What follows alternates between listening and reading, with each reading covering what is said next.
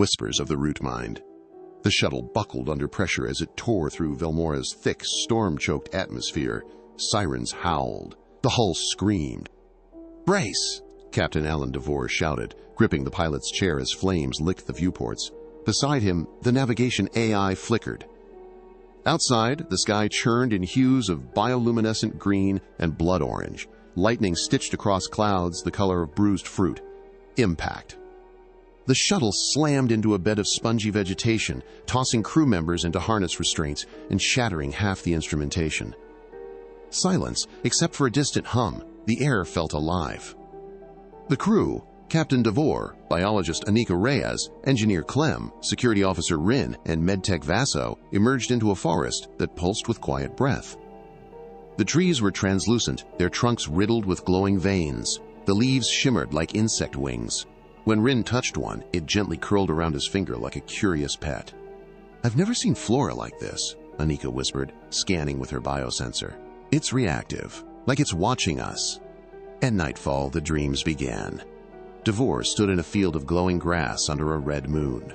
A deep, thrumming voice, not heard but felt, spoke inside him. "You are new roots in old soil. Help us, or all dies." He awoke gasping, sweat cold on his skin. Around him, the others stirred, similarly disturbed. They ventured deeper to find the source of the signal that had lured them to Velmora. It came from beneath the planet's surface, rhythmic pulses like a heartbeat. Anika's drone scouts vanished near a dense region of blackened foliage. They found the drones half buried in twisted vines, covered in a rot that seemed to breathe. "This isn't just decay," Anika said, examining samples under a field microscope. "It's a corruption, like a cancer, intelligent." As they turned back, the forest shifted behind them. Roots bent, trees leaned, paths disappeared. The Rootmind was watching. That night, DeVore dreamt again. The vision was clearer this time. He saw a vast neural web beneath the planet, interconnected like a brain. He was inside it, and something dark was chewing through the strands. "The blight returns. We are many, you are few, but you choose." With time running short, the Rootmind offered a desperate proposition. It could bond with them, merge a portion of its mind into theirs. They'd be able to navigate Velmora, heal it, fight the blight from within. But the process could change them forever. Clem refused and attempted to repair the ship's beacon to call for evacuation. He disappeared the next night, swallowed by vines near the blackened zone. His last comm log repeated one phrase, "The trees are inside me." The rest chose to merge. Each underwent a ritual at an ancient tree, a monolith of bark and light. They lay against it, and root-like tendrils crawled over their bodies, gently threading into skin, spine, and mind. They awoke connected, not just to each other, but to the planet itself. They could feel Velmora's pain. They could hear the ancient songs of the fungal caverns, sense tremors in the root web when the blight fed. Guided by Velmora's psychic whispers, the crew descended into the root chasm's dark, humid tunnels, where the Rootmind's core pulsed like a massive, slow heart.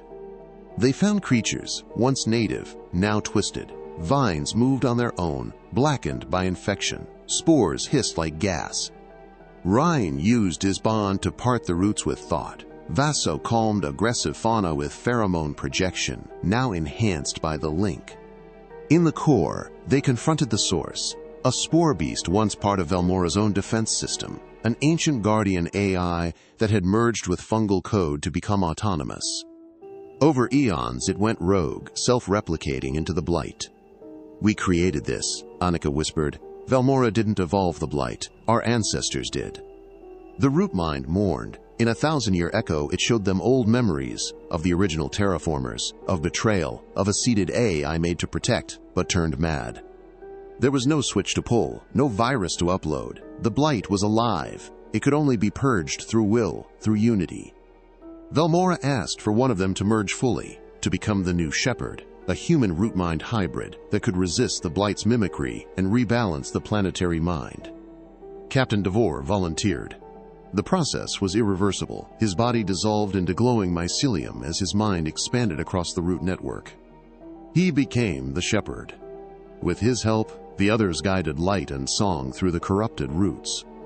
The blight shrieked in their minds, twisted into illusions and doubts, but it could not overcome the unity of shared will. By dawn, the infection burned away, screaming silently into oblivion. Months later, the remaining crew had made a home among Velmora's clearings. Their ship was part of the forest now, entwined with roots and vine antennae. Devore, now the root voice, spoke through the trees. They were no longer explorers. They were tenders. And above them, Velmora bloomed in colors no human eye had ever seen before.